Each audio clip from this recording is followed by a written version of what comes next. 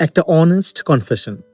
As a hiring manager যখন কোনো একটা হায়ারিং ম্যানেজার ইন্টারভিউ রুমে যান, তারা অলরেডি 70% ডিসাইডেড থাকেন যে এই পার্টিকুলার এমপ্লয়িজ এর সঙ্গে তারা মুভ অন করবেন কিনা।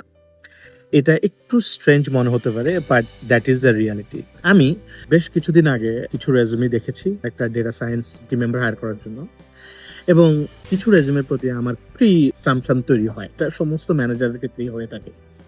এবং আজকে আমি সেই গল্পটা করব যে মোস্ট অফ দ্য ম্যানেজার কিভাবে ডিসাইড করে নেন even they meet you, even before they start talking to you, এবং ওখান থেকে তাদের ডিসিশন মেকিং পয়েন্টগুলো চলে আসে। আমি সাইফ বলছি নিউ ইয়র্ক সিটি থেকে। আমি একটা গভর্নমেন্ট এজেন্সির জন্য কাজ করি এবং I am working as a head of data science. আমি over the first few years thousands of resumes দেখেছি এবং হান্ড্রেডস অফ রেজুমেস আমি সিলেক্ট করেছি এবং developed my team from scratch. আজকে আমি আপনার সাথে শেয়ার করব একটা হায়ারিং ম্যানেজারের মাইন্ডসেট বোঝাটা কতটা জরুরি। কারণ হায়ারিং ম্যানেজারের মাইন্ডসেট যদি বোঝা যায়, তাহলে আপনি আপনার পরবর্তী স্ট্র্যাটেজিটা সাজাতে পারবেন, যেটা হয়তো গ্রেট স্ট্র্যাটেজি হবে for your job search hunt. So প্রথম কথা হচ্ছে, একটা হায়ারিং ম্যানেজার কিভাবে ডিসাইড করে যে মুভ অন করবে কি করবে না before even talking to that person. পয়েন্টটা হচ্ছে আপনার রেজিউমের মধ্যে। আপনার রেজিউমিটা যদি স্ট্রং থাকে, তাহলে আপনার ম্যানেজার আপনাকে কল করবে ইন্টারভিউর জন্য। এট দ্য সেম টাইম আপনার রেজিউমিটা দেখে আপনার ম্যানেজার কিছু প্রশ্ন অথবা অ্যান্সার খোঁজার চেষ্টা করবে, যেমন আপনার স্ট্রং পয়েন্টগুলো কি কি, আপনার স্কিল সেটগুলো কেমন, আপনার রিস্ক ফ্যাক্টরসগুলো কি কি আছে, আপনার ইম্প্যাক্টগুলো কেমন হবে, আপনি স্ট্রাকচার্ড কিনা, আপনি গোছালো কিনা, এবং অন্যান্য আনুষঙ্গিক বিষয়গুলো। যেমন ধরুন, প্রথম যেই কনফার্মেশনটা একটা ম্যানেজার তৈরি করার চেষ্টা করে সেটা হচ্ছে আপনাকে হায়ার করার পরে আপনি কোনো রিস্ক পোজ করেন কিনা। যেমন ধরুন, কোনো একটা ক্যান্ডিডেট গত 3 বছরে হয়তো 2টা বা 3টা জব লিস্ট করেছে, তখন সাধারণভাবে যেটা মনে হয় যে এটা সম্ভবত ফ্লাইট রিস্ক। কারণ হচ্ছে একটা ম্যানেজারের পক্ষে ভেরি ইম্পর্টেন্ট সেটা হচ্ছে আপনাকে কিভাবে ট্রেন করে সাকসেসফুলি টিমের সাথে ইন্টিগ্রেট করা যায়, কিভাবে আপনাকে রেডি করে আপনার সর্বোচ্চ সার্ভিসটা পাওয়া যায়। এবং যদি আপনাকে সাকসেসের জন্য রেডি না করা হয়, তাহলে টিমটা সাফার করবে। সো ম্যানেজারের ক্ষেত্রে এটা অত্যন্ত অত্যন্ত ক্রিটিক্যাল যে আপনি কোনো ফ্লাইট রিস্ক পোস্ট করেন না। মিনিং আপনাকে আজকে জব দিবেন, হয়তো আপনি 6 মাস পরে ছেড়ে দিবেন। এরকম যদি হয়, এরকম যদি থিঙ্কিং চলে আসে ম্যানেজারের মধ্যে, তাহলে definitely you are not going to get the offer, even to get the next round. আর সেকেন্ড পয়েন্ট যেটা, সেটা হচ্ছে আপনার রেজুমি দেখার পরে ম্যানেজার মধ্যে এক ধরনের বায়াস তৈরি।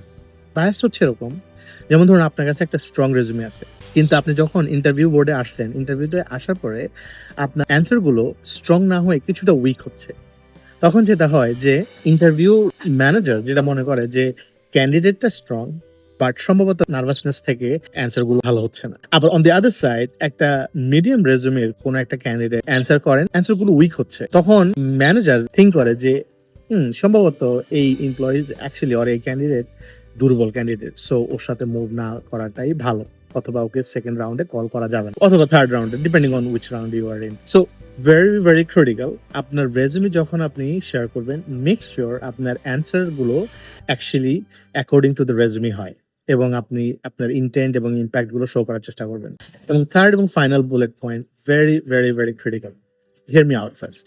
আপনি যখন কোনো একটা ইন্টারভিউ বোর্ডে যান অথবা রুমে যান, তখন আপনার রেজুমি কিন্তু আপনার ম্যানেজার অলরেডি জানে আপনার স্কিল সেট, আপনার গ্যাপস, আপনার স্ট্রেংথ পয়েন্টস, এভরিথিং আপনার ম্যানেজার অলরেডি একটা ধারণা করেছে। আমরা প্রিভিয়াস 2টা পয়েন্ট থেকে বুঝলাম। তো যখন আপনাকে কোনো কোয়েশ্চেন করা হয়, আপনার ম্যানেজার অ্যাকচুয়ালি রেজুমিতে কি আছে ওটা জানতে চাচ্ছে না। আপনার ম্যানেজার আপনার স্ট্রেংথটা বোঝার চেষ্টা করে through your own explanation, not the narrative or the narration of your own resume.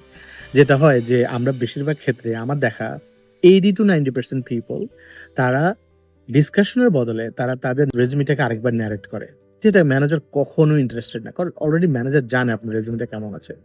Rather আপনি যদি আপনার নিজেকে একটা ডিসকাশনস এর মধ্যে নিয়ে যান, একটা ম্যানেজারের সঙ্গে ডিসকাশনসে ইনভলভ করতে পারেন, এটা মোর মেমোরেবল। আমি রিসেন্টলি একজন ক্যান্ডিডেটকে ইন্টারভিউ করেছি। উনি প্রিভিয়াসলি একটা বড় টেক কোম্পানির জন্য কাজ করতেন, পরবর্তীতে আমাদের টিমে অ্যাপ্লিকেশন করেন। যেটা হয়েছে যে ওই ক্যান্ডিডেট যখন রুমে আসেন এবং মনে হলো যে ক্যান্ডিডেটদের সঙ্গে আমরা গত 5-6 বছর ধরে কাজ করছি, একবারের জন্য মনে হয়নি যে ক্যান্ডিডেটটা নতুন, আজকে ক্যান্ডিডেট ইন্টারভিউর জন্য এসেছেন। তো এই যে এক্সপেরিয়েন্সটা আমরা পেয়েছি, আমরা কখনোই, আমি এবং আমার সুপারভাইজার, আমরা কখনোই আপনার ইন্টারভিউ থেকে আমাদের কোনো অ্যাটেনশন চলে যায়নি। যেটা হয় যে আপনি যদি ১ম ২ মিনিটের মধ্যে অ্যাটেনশন গ্র্যাব করতে না পারেন আমার মতে, তাহলে আপনার সম্ভবত ইন্টারভিউতে আর কামব্যাক করা হয় না। আপনি অনেক সময় খেয়াল করবেন যে আপনি কথা বলছেন, আপনি অ্যান্সার দিচ্ছেন কিন্তু আপনার manager is looking at the other direction, looking at the resume এবং কোনো ইন্টারেস্ট নেই। তখন বুঝে নিতে হবে যে আপনার manager actually lost the attention to you এবং এখান থেকে ফেরানো অনেক কঠিন। সো তাহলে কি করণীয়? অ্যাজ এ হায়ারিং ম্যানেজার আমি মনে করি আপনার যেটা করা উচিত সেটা হচ্ছে প্র্যাকটিস করা, বাসায় নিজে, নিজে প্র্যাকটিস করা এবং নিজেকে হায়ারিং ম্যানেজার হিসেবে শো করানো। And then ask those question, "what are my strengths points? What are the skill set do I have? How does your skill set support this job?" এবং আপনি এটাও হায়ারিং ম্যানেজারের পক্ষ থেকে নিজেকে জিজ্ঞেস করুন যে আপনি এই জবটার জন্য উপযুক্ত কিনা। যখন এই প্রশ্নগুলো নিজে, নিজে প্র্যাকটিস করবেন তখন আপনার ইন্টারভিউটা মাচ বেটার হবে এবং তখনই আপনার হয়তো জব পাওয়ার চান্স থাকবে এবং হয়তো আপনি ভালো একটা পজিশনে ল্যান্ড করতে পারবেন। আর যেটা অবশ্যই, অবশ্যই করণীয় সেটা হচ্ছে যখন কোনো একটা ইন্টারভিউ বোর্ডে যাবেন, অবশ্যই আপনি আপনার রেজুমিটাকে ন্যারেট না করে আপনি একটা কনভারসেশনে নিজেকে ইনভলভ করুন। এতে আপনার কমিউনিকেশন স্কিল সেট প্রুভ হয়। এতে বোঝা যায় যে how good you as a candidate এবং এতে বোঝা যাবে যে আপনার সঙ্গে কাজ করে ম্যানেজার আনন্দ পাবেন কিনা।